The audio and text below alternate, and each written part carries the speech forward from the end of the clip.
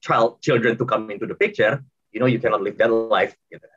So itu sih salah satu contohnya yang gue juga bilang that lo mesti bisa match dengan hidup lo maunya apaan sebenarnya gitu.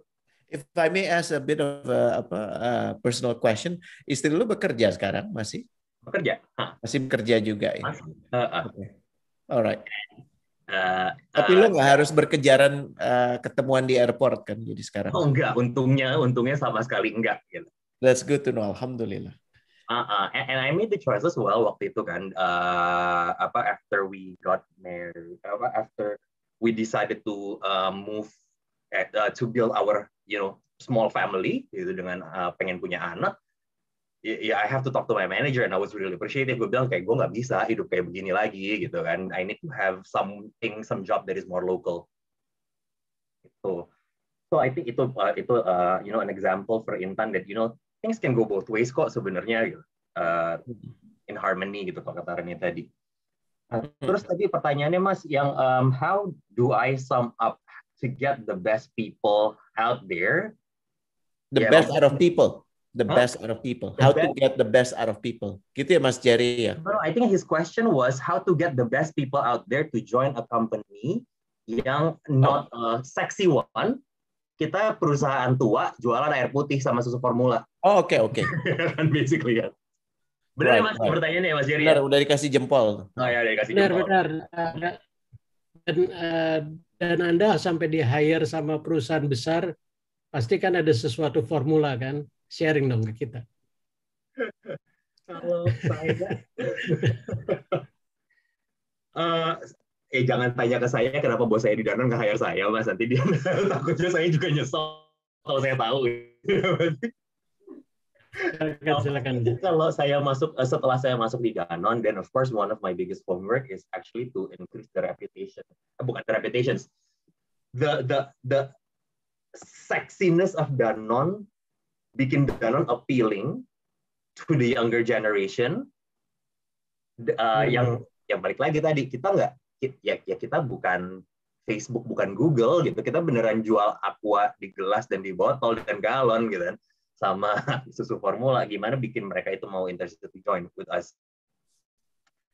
I think kalau ngomongin teorinya sih itu, it relates to, dan ini agak gue lagi waktu itu gue rubah persepsinya tim gue di Danone. Ini sering dengar ini nggak Rene, istilah EVP, Employee Value Proposition, sering dengar nggak? Yep. It's a overly used words basically by companies juga kan. Agree. Pengen bikin EVP gitu. Nah, terus pas gue tanya ke tim gue, EVP-nya emang apaan? Udah punya EVP? Udah Kak, ini gitu. Terus gue bilang, EVP supposed to be employee value proposition kan? Iya. Terus kenapa yang lo tawarin semuanya adalah tentang perusahaannya? Yang lo jual tuh perusahaannya. Iya, gitu. Jadi bukan ngomongin individunya ya. Exactly, gitu kan. Terus yang gue bilang ke tim gue adalah, to me, EVP itu kan simple. Itu kan cuma ada 3 kata, employee value proposition. Ya, satu, employee semua juga udah tahu. Employee artinya adalah karyawan. Value artinya nilai, apa yang di appreciate, apa yang di value by the employee. Propositions kata dasarnya propose. Propose kan technically lo ngelamar, gitu kan? Ya kan? You propose to your girlfriend to become your wife, ya kan? Jadi pertanyaannya adalah kenapa lo boasting about yourself, ya kan? When you propose to your wife, lo kan nggak bakalan sombong gitu, lo nggak bakalan sombong and say, I'm the richest man in the world, I'm the best for you, you need me, gitu kan? Nggak ada gue, lo sengsara, lo mati, nggak gitu kan? What's in it for her, gitu? What's in it for you? What's in it for her, kan? Exactly, yeah. Right. So that's the change of the strategy that I told my team. Gitu. It's supposed to be what you can. You need to understand what the job seekers values. Sehingga dan lo propose itu, gitu sih. Jadi kita nggak bakalan, maksud gue, I've moved away dari key message yang bilang misalnya Danone is the largest food and beverage company in Indonesia, Aqua is the #1 Udah nggak ada artinya ya kalau sekarang ya kayak gitu-gitu ya. It means nothing to me gitu ya. It means nothing exactly gitu. Jadi justru kita balik lagi gitu. Apa sih? Jadi it's a basic marketing science kan, which is know your customer kan, basically kan, mereka maunya apaan gitu kan, yang mereka suka apaan. Then that's what we approach them. For example, gitu kan. Millennials, we all know, are very concerned about the environment. Ya kan, they're very concerned about the environment.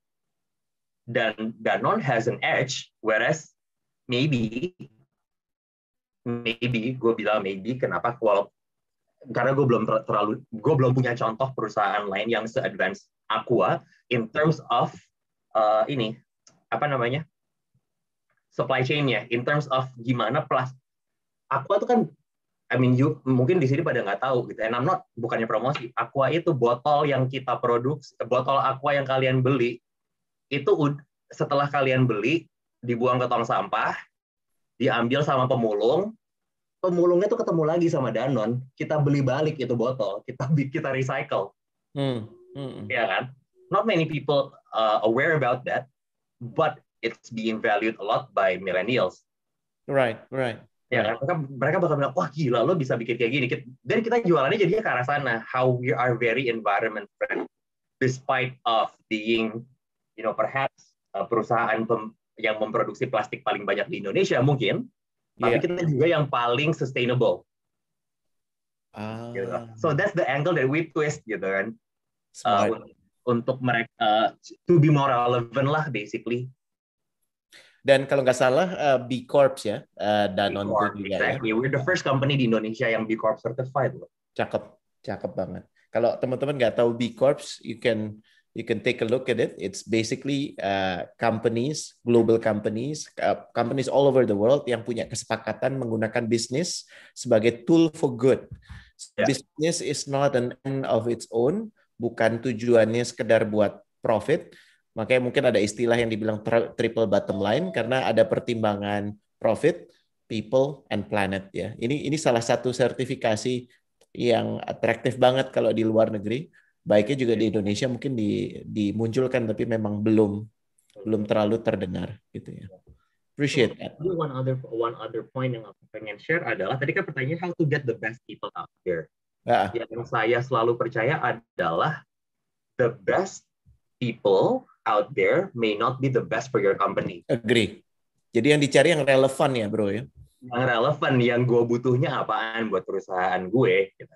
Dan ini suka jadi, sorry gue cut lagi, ini suka jadi terutama buat kawan-kawan yang juga bekerja. Mas Sonson juga he's a marketing guy juga ya. Seringkali yang kita dapati a lot of companies is not honest dalam menyampaikan who they are. Jadi they promise the world bahwa di sini lo akan semuanya beres, semuanya hebat, ini perusahaan bereputasi.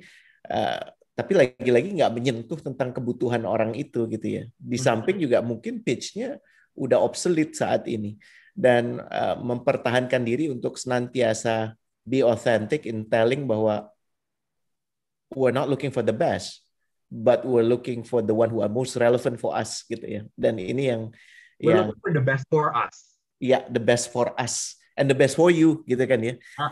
Benar. Menarik. Oke. Karena maksudnya gini, you can find cum lauders banyak gitu kan, tapi kan cum lauders ini juga punya preference and may not fit with what we can offer gitu kan. Agree. I had in my previous career stint, gua nge-hire orang yang IPK-nya 3,97, 3,99 itu juga ada gitu, yang dapat AB tuh nangis tuh ada gitu, ada satu di nilainya di IPK-nya dia keluar nilainya IP-nya tuh skornya itu AB tuh nangis tuh ada ceritanya di perusahaan gue yang lama gitu. Sisanya A dan gitu dia ngeliat ada satu nih hina banget ada AB gitu hurufnya gitu kan.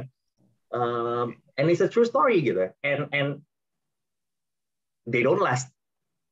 Not that they're bad, bukan gitu. Karena we realize that our company cannot meet their needs as well. Iya. It takes two to tango ya bro ya. I understand. Semoga ngejawab ya Mas Jerry ya.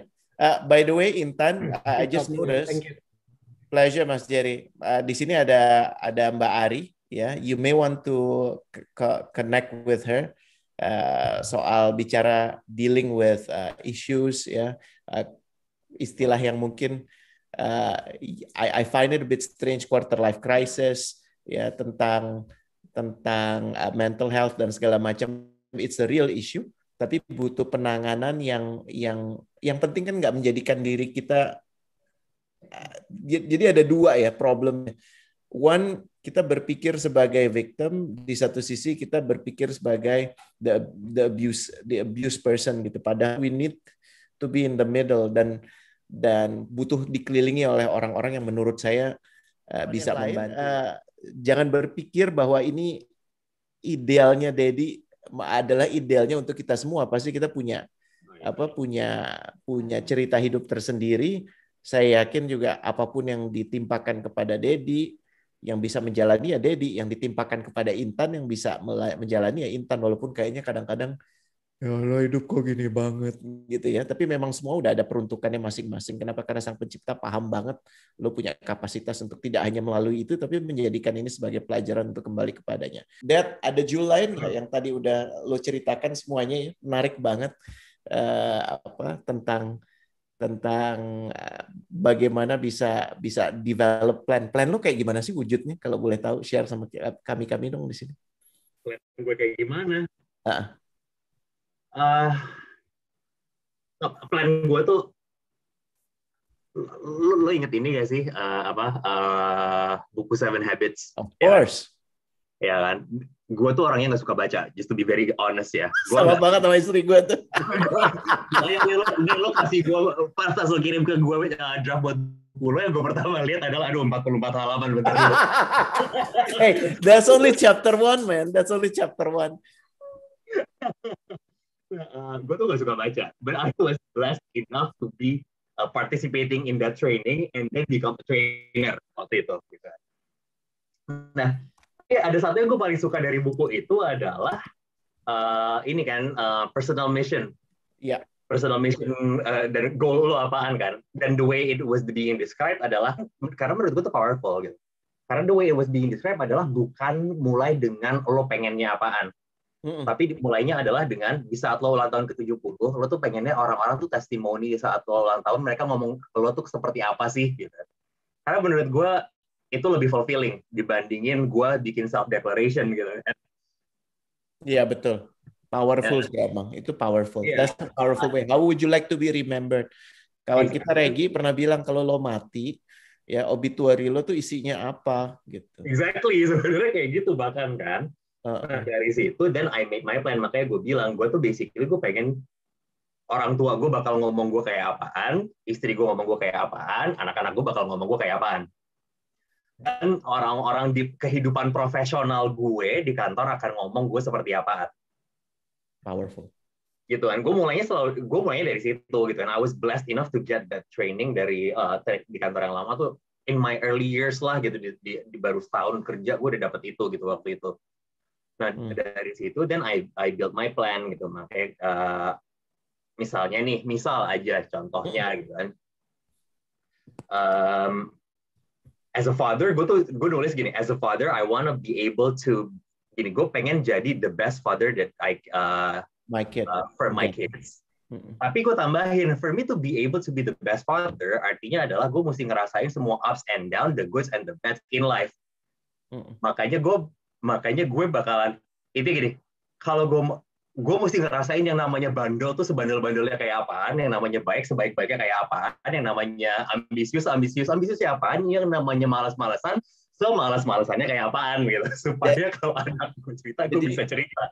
Jadi lo ngomong dari posisi bukan sebagai orang yang nggak pernah ngalamin gitu ya, bukan textbook. Exactly. You have experience it. Wow. Itu satu gitu kan misalnya kan. Nah, the best father for my children also means yang tadi gue bilang kan, makanya ini masuk ke yang one of the irisannya of being the best son, the best husband, and the best father adalah one of the enabler irisannya adalah I need to be financially independent to support my family, supaya bukannya matre sekali lagi, tapi supaya money will not become, an a issue. source of issue gitu loh. Money matters gitu, tapi I don't want it to be a source of conflict gitu. Iya. Ya kan. Nah makanya abis itu dan yang tadi gue bilang deh tuh, gue mulai tuh gitu, gue bilang I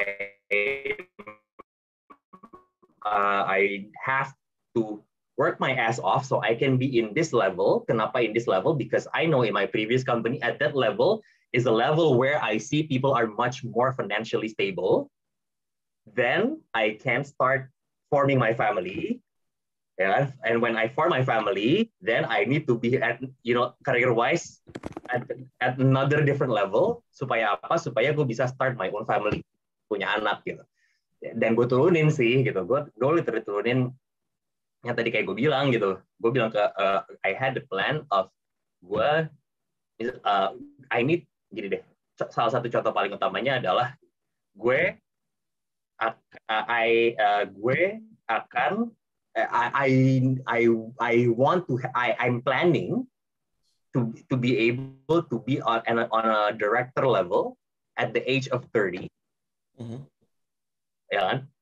Dan atau waktu itu gue bilang atau gue by that either I become the director or I go for an expat assignment, because then balik lagi financially I would be earning more supaya gue bisa dan whichever yang gue dapat duluan di antara dua ini, then would be a point where I would tell my wife that okay, ambisi gue sudah in a way tercapai untuk sampai ke milestone tersebut sehingga gue siap untuk building more relationship with you. Dan itu gue communicate ke istri gue gitu. Makanya gue bilang pas literally alhamdulillahnya gue beneran dapat that director level at the age of 30. Pas ulang tahun gue, istri gue langsung nanya, lo dari 30, lo udah dapat promotionnya, udah sekarang, udah nyampe nih semuanya nih, gitu kan. Then I feel responsible, gitu kan. I need to be committed, gitu. Dan I did that, dan sama lah, ya gue punya kurang lebih seperti itulah, jadi kayak buying my first own property, buying my second property, planning for children, kapan nggak tahu unfortunately I do plan for that, and yang alhamdulillahnya adalah didengar sama Allah dan dikabulin sejauh ini, alhamdulillahnya itu aja sih. Itu langsung banyak nih ya, ada 2 yang masuk, ada 1 direct, ada 1 yang terbuka. Afifa, thank you so much ya. Terima kasih buat Cak Sonson, ini temennya Cak Sonson. Pertanyaannya adalah, she is 24, sama kayak Intan. Life crisis juga, saat ini sedang kuliah pada tahap paralyzed, merasa nggak punya pergerakan yang signifikan. Tapi setelah direfleksi, kayaknya saya nggak butuh. Nggak butuh. Mungkin emang lagi fokus kuliah aja. Gitu ya. Gitu ya. Ini orang tua bacain tulisannya jadi ini ya. Apakah ini bagian dari proses, gimana cara kita enjoy the process karena rasanya kok sulit. Dan jatuhnya seringkali merasa gagal karena apa? Faktor yang comparing with others. Yes, that's true. Yeah. To be very honest, your generation, terutama yang sekarang in their 30s, in their 20s, dan bisa se-sensible daddy itu I respect a lot. Karena there are so many reasons for you not to. Ya, salah satunya dan menurut gue ini dahsyat banget pengaruhnya adalah social media, di mana kita sebutnya comparative happiness gitu. Gue akan happy kalau gue tampak lebih keren dari teman gue. Dan I think it's going to be an interesting discussion. I'm going to propose this untuk jadi obrolan karena ada beberapa pertanyaan yang masuk 2 pekan ke depan kali ya. Kita ajak Kak Ari untuk ngobrol, mau ya Kak Ari 2 minggu lagi ya. Spesifik soal membahas teman-teman yang lagi merasakan kebimbangan, kegalauan ini ya. Jadi kan saya tadi punya poin gitu kan ya, ternyata seangkatan lah dengan saya, mungkin masuk kuliahnya 2004 ya. Dan saya kepoin tadi di LinkedIn-nya itu business service ya. Biasanya kalau level-level seperti itu ketika pindah perusahaan itu bawa pasukan nggak gitu ya, atau sendiri gitu kan. Itu kan memang level-level yang memang kadang kadang emang ini ya agak challenge juga ketika pindah terus kita sendiri di sana gitu kan ya. Itu memang level-level kebijakan strategis gitu kan yang mungkin kadang ya mungkin nggak ada politisnya juga sih, mungkin kebijakan strategis ya. Ya itu apakah seperti itu juga gitu ya? Saya coba pengen tahu aja sih gitu ya. Gitu. Makasih.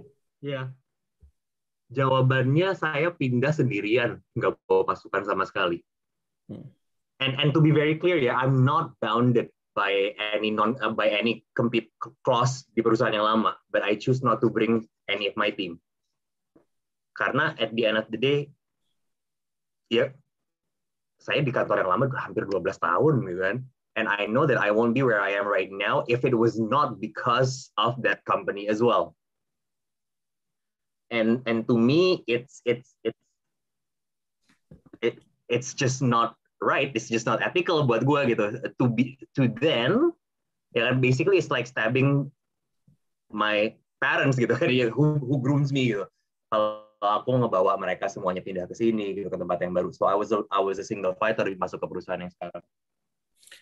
Ini salah satu another admirable qualities buat kawan-kawan ya. I think orang itu hebat bukan karena dia bawa semua orang, tapi karena dia membuat orang-orang yang ada di sekitarnya bisa jadi hebat gitu. And what Dedi is saying is another proof bahwa dia datang bukan sebagai Superman, tapi sebagai enabler untuk memastikan orang-orang yang bersama dia. And mind you, most of them, if not all of them, are older than he is. Gitu. Dan ini topik in our previous talk ya, iya, ada di obrolannya ya.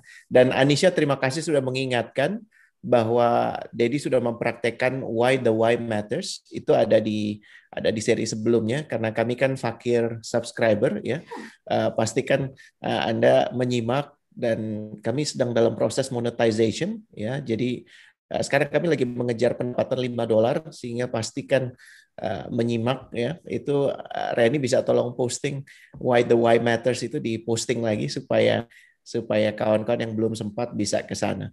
Dan insya Allah 2 pekan lagi kita akan ajak Ari udah bilang mau ya, Bismillah tuh insya Allah mengiyakan. Dedi juga boleh datang lagi. Kita akan bicara soal yang 24 merasa hidup sudah panjang sekali gitu ya. Dan I find it we gotta help them up gitu kan. Kita dipertemukan di sini, kalau bukan saling membantu apalagi. Ya, Muhsin bertanya, go ahead, you want to ask directly, Muhsin? This is a good question. Ketika millennials membimbing millennials itu challenge-nya kan besar juga ya, Mas Dedi ya. Nah, saya pun juga pernah pernah juga berhadapan dengan hal-hal yang kalau saya lihat yang 3 tahun atau 5 tahun lebih muda dari kita itu, ketika dinasehati sama seniornya itu kadang langsung melempem gitu, Mas Dedi. Kemudian ada hal yang kalau saya lihat beda dididik oleh Mbah Kakung dengan dididik oleh kakak gitu ya.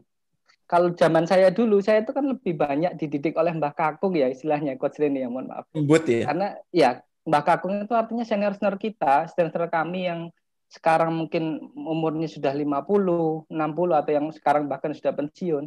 Jadi kamu bilang Chief Pak Dwi Daryoto tuh Mbah Kakung ya? Oke, aku aduin di sini.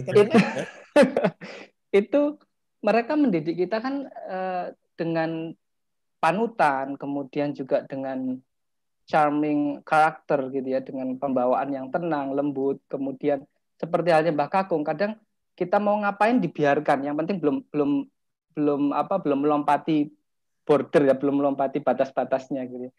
Saya ingat dulu kita selalu diberi kebebasan untuk melakukan sesuatu yang bahkan gila sekalipun gitu ya, untuk mendongkrak performance perusahaan gitu. Nah, dari Mbah Kakung yang sudah banyak yang pensiun, kemudian kita ketemu lagi senior yang sifatnya mungkin seperti kakak gitu ya.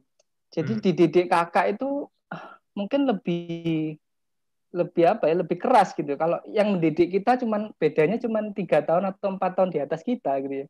Sama-sama muda gitu. Itu kadang kok gini sih gitu. Kok dia tahu-tahu langsung nyuruh sih, nggak pakai kata tolong, nggak pakai kata gimana gitu ya. Kemudian kok dia asal merintah sih gitu. Meskipun kita jabatannya mungkin beda 1 level saja gitu ya. Cuman kan dididik kakak dengan dididik Mbah Kakung itu kan beda, apalagi dididik orang tua mungkin gitu ya. Yang umur 40 sampai 50 mungkin bagi saya itu orang tua saya gitu ya. Kurang ajar kau Muhsin. Nah, ya.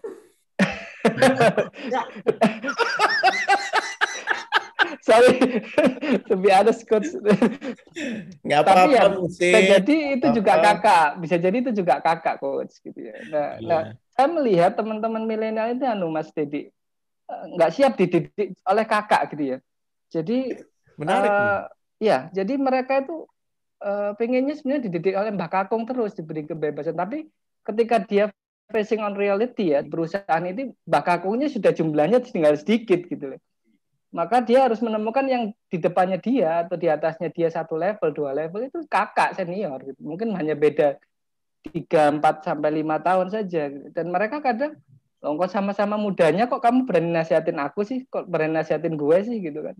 Nah, ini kan gimana ya Mas Dedi istilahnya? Dan ini nggak saya temui di BUMN saja, ternyata di beberapa perusahaan juga mengalami hal serupa karena memang jumlah milenial kan 60% lebih ya kalau yang sekarang itu kan ininya apanya populasinya gitu ya. Nah itu gimana Mas Didi antar Mbah Kakung dengan kakak senior ini? Makasih coach. Makasih, I'm mindful with the time ya, kita udah 5 menit lagi menuju 21.30. Jadi mohon ridhonya kali perpanjang sedikit untuk menjawab pertanyaan ini dan conclusion nanti ya. Makasih Mas Musin pertanyaannya.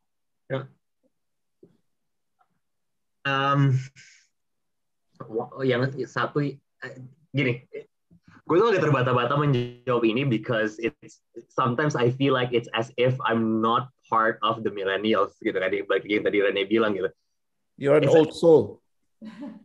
I know I am. I know I am an old soul. We are at the same age, Mas. Jadi kita seumuran ya. Iya. Poin aku adalah gini sih. Yang saya learn adalah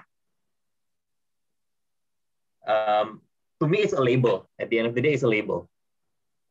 At the end of the day namanya millennials, yes, we need to it's for the sake of understanding a different generations and there is some merit and truth in it.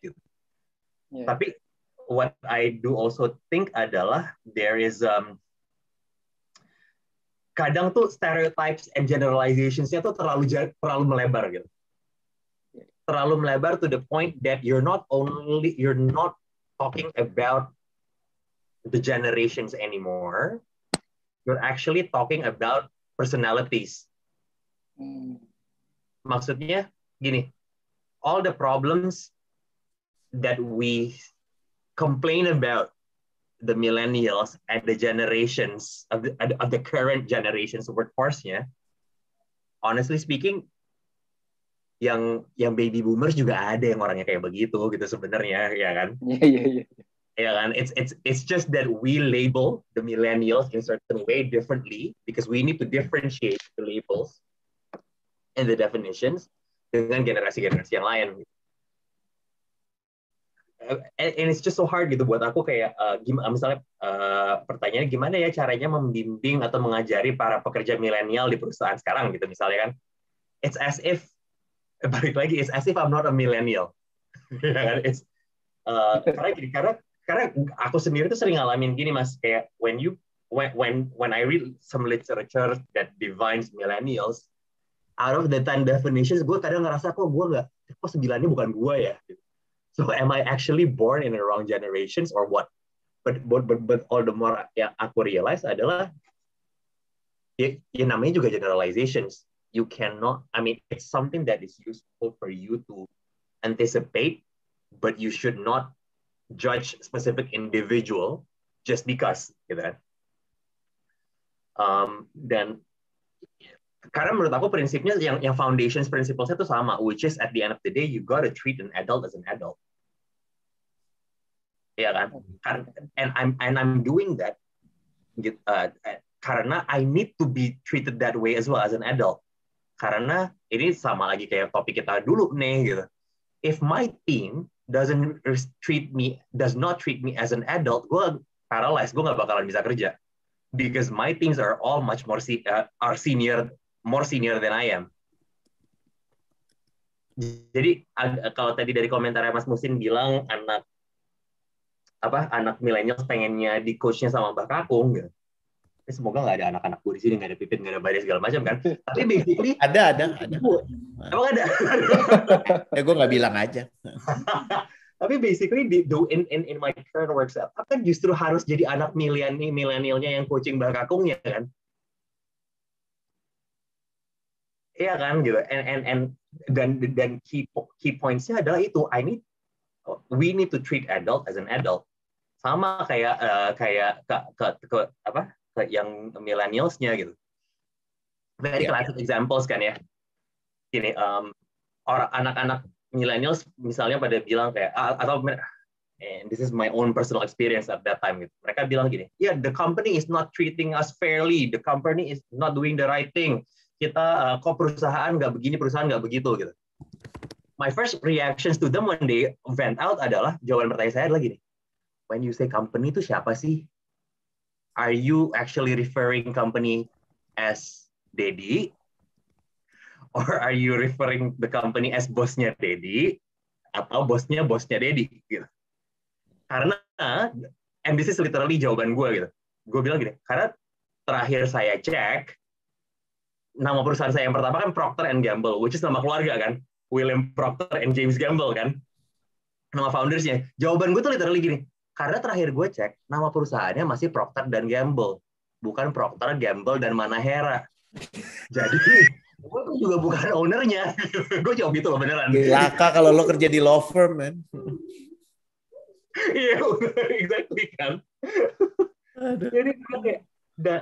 Jadi I have no power to control your life, satu gitu. Kedua, sama gitu. Kalau misalnya nama belakang lo adalah, gue ngarang, misalnya nama belakang lo adalah Arifin gitu misalnya. Sampai ini perusahaan bakalan berubah nama jadi Procter, Gamble, dan Arifin, kalau itu nggak kejadian, lo juga masih karyawan gitu. Ini bukan perusahaan bapak ibu lo anyway, dan ini bukan perusahaan lo. So in a way, you, myself, and every one of us, 100.000 orang yang kerja di perusahaan ini, ya kita semua karyawan. Dan kita di sini karena kita digaji gitu. So understand, right? I mean that's the kind of level of adult conversations you need to face gitu. Similarly, when I have that conversations with my team right now, who are in a way more senior, both in experience as well as in age daripada aku gitu. I try to have that kind of conversation as well gitu. And at the end of the day, ya you treat people with respect, you treat them as an adult, itu aja sih Mas gitu. It doesn't matter umurnya 30, umurnya 40, umurnya 50 gitu. Ini menarik sekali ya untuk pembahasan tentang belajar kan sebenarnya dari siapa aja ya. Dan kadang-kadang memang PR terbesar kita adalah kita punya ekspektasi bahwa orang harus mendengar gitu. Ini dari sisi yang ingin menyampaikan sesuatu. Yang saya perhatikan nih buat membantu Muhsin juga untuk menjawab pertanyaannya. Saya perhatikan interaksinya Dedi dengan timnya lagi-lagi. Dedi itu fokusnya bukan untuk memastikan dia didengar, tapi meniadakan boundaries antara dia dengan siapapun yang di depan dia. So he's speaking from one person to another. Bukan dari somebody who is younger, somebody who is older, karena saya lebih tua kau harus dengar, atau karena saya lebih udah lulusan S3 atau S5 atau S5 enggak. S3 sia-sia gitu ya.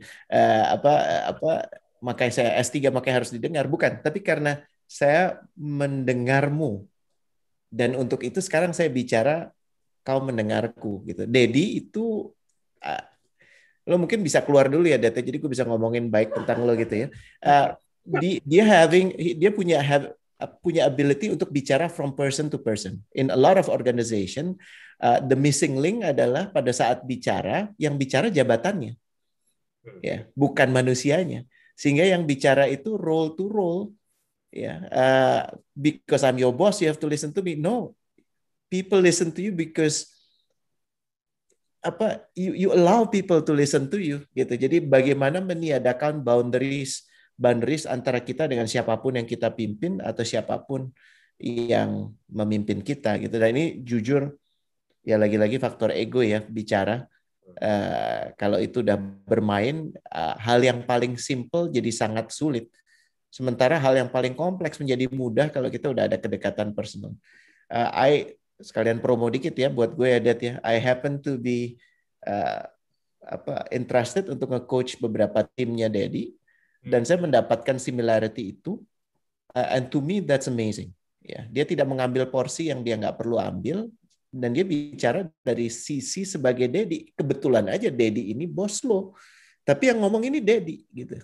Nah, hal ini yang menurut saya perlu dibangun, karena Anda bukan jabatan yang memantaskan Anda untuk didengar, tapi Anda yang harus bekerja untuk memantaskan diri agar Anda patut untuk didengar. Kurang lebih gitu ya, Dad ya. Sekarang lo boleh balik lagi, nyalain dan bisa lo buka gitu.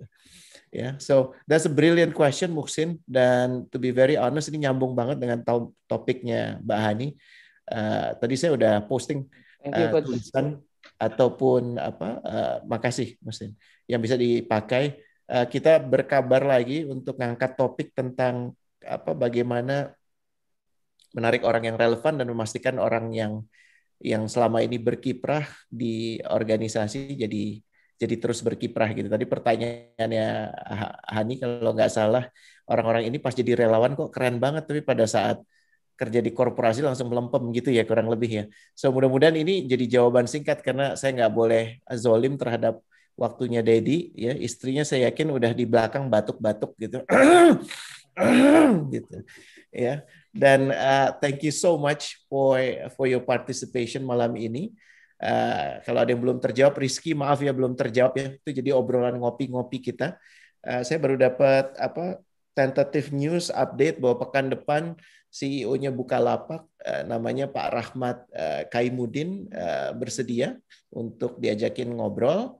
Ya, kita akan tentukan topiknya. The next 2 weeks kita akan bicara soal mental trauma, mungkin saya lebih senang nyebutnya itu ya, supaya lebih spesifik addressing the issue. Ari alhamdulillah sudah menyediakan waktunya. Last but not least, kita dipertemukan bukan atas dasar kebetulan, semua udah ada rencana. Ya, terima kasih untuk Dedi dan orang bersaudara itu adalah mereka yang saling mendoakan di malam buat kita Muslim yang meyakini malam yang mustajabah. Kita doakan Dedi diberikan usia yang panjang, ya, diberikan keberkahan. Berkah itu menarik ya, barokah ya. Guru ngaji saya namanya Muhsin Nur Hadi itu bilang barokah itu yang baik itu dari dalamnya diperbanyak dan semakin banyak yang merasakan kebaikan itu. That's berkah. Hidupnya Dedi selama ini berkah dan insya Allah menjadi berkah bukan saja buat perusahaannya, tapi buat Republik ini, buat lebih banyak orang. Ya, karena menurut saya kalau kita membahas similarity, we can get along just fine dengan siapapun. Ya. Tapi kalau kita bahasnya udah dari awal-awal how we are different, nggak ada alasan saya untuk duduk dengan kamu. Ya. Dengan demikian saya mengakhiri obrolan ini. Mohon maaf kalau ada salah kata, salah perbuatan. Wassalamualaikum warahmatullahi wabarakatuh.